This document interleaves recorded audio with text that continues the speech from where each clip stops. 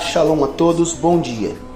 Nesta semana, lemos a Parashá Lech Lechá, que se inicia com um dos versículos mais marcantes de toda a Torá. E disse o Eterno a Avram, Lech Lechá, vai por ti mesmo, da tua terra, da tua parentela e da casa de teu pai, para a terra que eu te mostrarei. Isso está escrito em Bereshit, Gênesis, capítulo 12, versículo 1.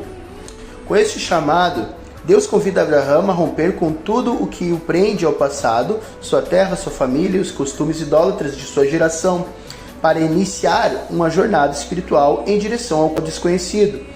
Contudo, se olharmos na Parashá Noach, a gente percebe algo curioso.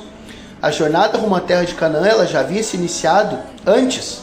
E quem deu o primeiro passo, assim, se a gente for se basear ali no versículo, a gente vê que na verdade não foi Abraão, ou seja, não foi o Abraão que deu esse passo de deixar a terra de Ur-Kasdim, que seria Ur dos Caldeus, e se dirigir à terra de Canaã, mas sim Terah, que era o pai de Abraão. Então a gente encontra no versículo escrito, vai estar escrito: e tomou Terah a Abraão, seu filho, e a Lote, filho de Harã, filho de seu filho, e a Sarai, sua nora, mulher de Abraão, seu filho, e saíram com eles de Ur dos Caldeus, para irem à terra de Canaã. E vieram até Harã e assentaram-se ali. Bereshit, ou seja, Gênesis, capítulo 11, versículo 31. Isso na Parashá Noach.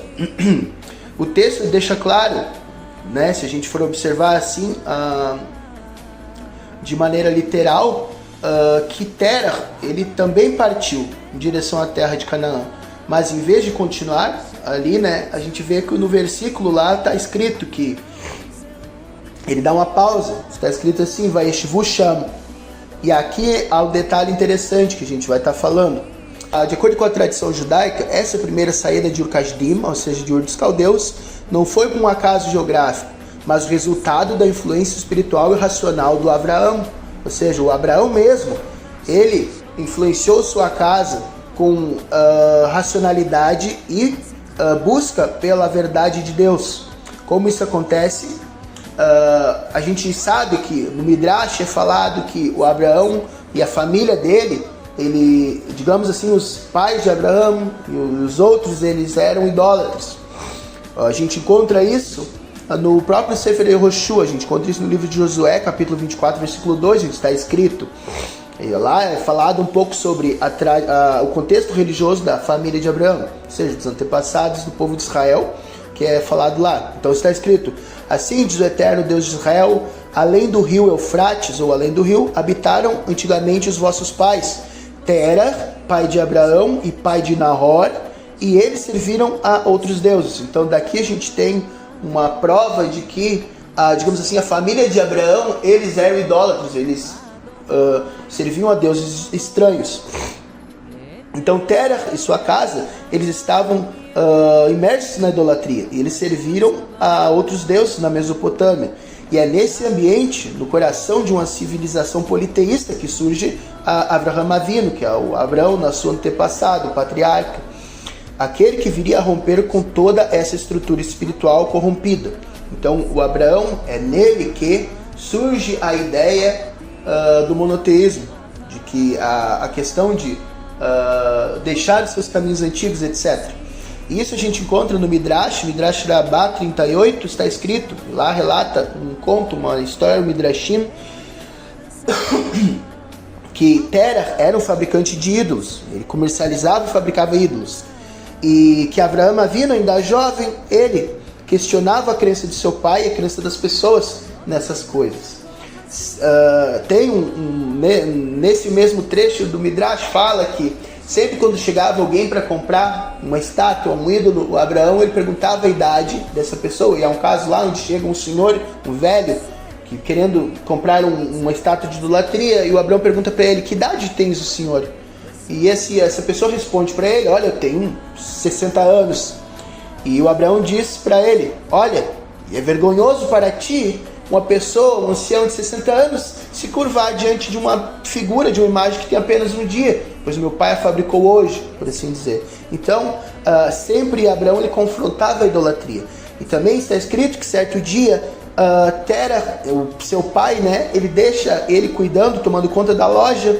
Então Abraham ele pega um bastão e quebra todos os ídolos. E pega esse bastão e deixa na mão de um ídolo maior, de uma estátua maior. Então quando Terah retorna, ele pergunta o que havia acontecido. E Abraão responde: olha pai, aconteceu o seguinte, esse ídolo maior aí, ele se enfureceu, ele ficou brabão e ele quebrou todos esses outros ídolos menores. Então Terah, o pai de Abraão, ele exclama algo como: não seja ridículo, filho, você sabe que isso não tem como acontecer. Essas estátuas, esses ídolos, eles não andam, eles não cheiram, eles não têm vida.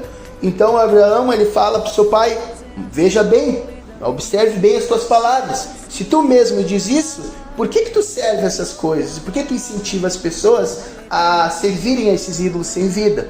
Então, aqui no Midrash, ele traz essa ideia de confrontamento que o Abraão ele fazia de tudo para trazer a consciência do Deus verdadeiro às pessoas. Essa narrativa ela é profundamente simbólica, ela mostra então o início da revolução espiritual de Abraão. E ele faz com que as pessoas racionalmente, através do intelecto, eles percebam o quão vazios são as idolatrias e quanto isso não faz sentido. Que a verdade é que deveríamos todos seguir a um Deus que é o Criador de tudo, ou aquele Deus que ele não se retrata, ele não é uma estátua, ele não está limitado a uma figura, etc. Mas, continuando,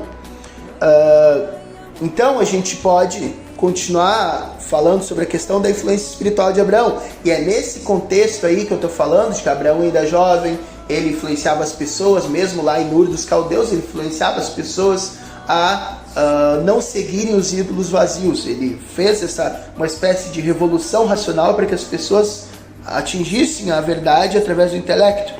Então, a gente pode também entender que quando a Torá narra que o Terah ele sai de Ur Kasdim, de Ur dos Caldeus, com Abraão e sua família, ele sai por influência de Abraão e ele vai, digamos assim, atendendo esse despertar espiritual que o filho estava infundindo na família. Então, a gente vê que, voltando à questão ali da Parashá Noach, no finalzinho, quando diz Vaishvusham, que eles se assentaram ali, a gente vê que o Terah, ele parou na caminhada, ele não continuou. Então, a esse despertar que Terah teve inicialmente, através do intelecto infundido por Abraão, ele acaba desistindo. Terah, ele desiste. Então aí que vem a ideia de que Deus, quando ele fala diretamente com Abraão, falando Lech Lechá, vai por ti mesmo, é como se Deus dissesse a Abraão o seguinte: olha, agora vai por ti mesmo, já que o teu pai ele interrompeu a caminhada, ele não foi forte o suficiente, então agora vai por ti. Então não pares onde teu pai parou, completa a jornada que eu estabeleci para ti. Saia da casa de teu pai, não apenas fisicamente, mas espiritualmente, e caminhe até o lugar que eu te prometi, que eu vou te mostrar. Então Abraão, portanto, ele retoma e conclui o caminho que Terah havia, digamos assim, iniciado, mas desistido no meio do caminho. Então disso aqui mesmo a gente tem várias lições para a gente da questão de constância. Também está escrito que quando Abraão ele parte de Haram, ou seja, do mesmo local de Vaishvusham, que é do lugar onde o pai de Abraão ele se assenta e desiste, dali está escrito, ao partir de Haram, né? Então a Torá acrescenta um detalhe precioso nessa ideia. Está escrito: e tomou Abraão a Sara, sua mulher, e a Lote, filho de seu irmão, ou seja, seu sobrinho, e todos os bens que eles haviam adquirido, e também as almas que eles fizeram em Haram, e saíram para a terra de Canaã. Isso está escrito em Gênesis, Bereshit, capítulo 12, versículo 5. E os sábios, eles explicam que esse versículo que fala Viet Hanefesh Asher Asu Beharam, que essas almas que eles fizeram em Haram não se referem a servos, a escravos ou pessoas que descendiam dos lombos de Abraão Avinu, mas sim pessoas que ele e Sara ensinaram a conhecer o Eterno, o Deus de Israel, o Deus verdadeiro. Então Urashi, o grande exegeta, ele comenta: Abraão convertia os homens e Sara convertia as mulheres. O Rambam, o Rabbi Moshe ben Maimon, no nosso mestre, ele fala no Mishneh Torah, ele escreve em Hilchot Avodah Zarah, capítulo 1, verso 3, ele diz o seguinte: depois de conhecer seu Criador, Abraão começou a proclamar ao mundo inteiro que há um único Deus e que é necessário adorá-lo e abandonar a idolatria. Ele ensinava e instruía cada pessoa, até que muitos se reuniram ao seu redor. Ele fundou uma grande nação, uma grande congregação de, digamos, de Talmidei Chachamim, ou seja, de pessoas, de discípulos, de pessoas que criam no Deus verdadeiro através da influência dele, de Abraão, e que eles conheceram a Deus, então. Então, quando a Torá fala naquele Pasuk de Bereshit, capítulo 12, versículo 5, que fala Vet hanefesh asher asu beharan, isso se trata de prosélitos do monoteísmo, como todos aqueles que vieram a crer no Deus verdadeiro através da influência espiritual de Abraão e Sara. A gente também encontra o mesmo comentário da Torá, do Bereshit 12, verso 5, que diz Vet hanefesh asher asu beharam. Isso está comentado também no Sanhedrin, Talmud Bavli, Sanhedrin 99b, onde fala Amar Resh Lakish, comentando esse pasuk, ele diz: todo aquele que ensina a Torá ao filho de seu amigo, a Torá o considera como se ele o tivesse criado, pois está dito Vet hanefesh asher asu beharam, e as almas que eles fizeram em Haram, ou seja, eles, Abraham e Sara. Continuando também ali no mesmo trecho, o Rabi Elazar acrescenta, como se ele os tivesse criado para as palavras da Torá, ou seja, é como se aquele que faz o discípulo, é como se ele criou aquele discípulo para seguir a Torá e seguir ao Deus único. Também está escrito lá no mesmo local, Rava dizendo, Rava é um comentarista do Talmud, ele conclui, como se ele os tivesse criado para si mesmo, não leias eles otam, mas sim vós mesmos atem, ou seja, que aquele que faz um discípulo, ele faz para ele mesmo, ou seja, como se perpetuasse o seu próprio nome através daquele discípulo. Então, assim, o ensino de Abraham e Sara é visto não apenas como conversão ao monoteísmo, mas como um verdadeiro ato de criação espiritual, ou seja, a mudança de mente que eles introduziam nas pessoas. Cada pessoa que aprendia com eles era feita de novo, ou seja, ela moldada através das palavras da Torá e pela consciência do Deus único. Então, nessa Parashá Lech Lechá, ela nos ensina que a fé, ela não nasce de um rompimento cego, mas sim de uma busca consciente pela verdade. Terah, ele iniciou uma caminhada pela influência de Abraão, mas ele até saiu de Ur-Kasdim, ele acompanha seu filho, mas ele acaba não completando a missão. Já Abraão, foi ele quem completou. Ele vai e completa. Então, como a gente comentou, quando Deus fala a Abraão, ele diz assim, Lech Lechá, vai por ti mesmo. É como se ele dissesse, vai, agora é por ti mesmo. Vai e completa a missão. Então, a gente entende que o chamado divino continua ecoando através dessa paraxá do Lech Lechá, que diz, vai por ti mesmo.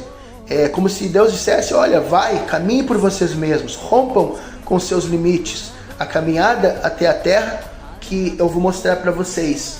Então, espero que todos tenham aproveitado o estudo. Shalom e tudo de bom.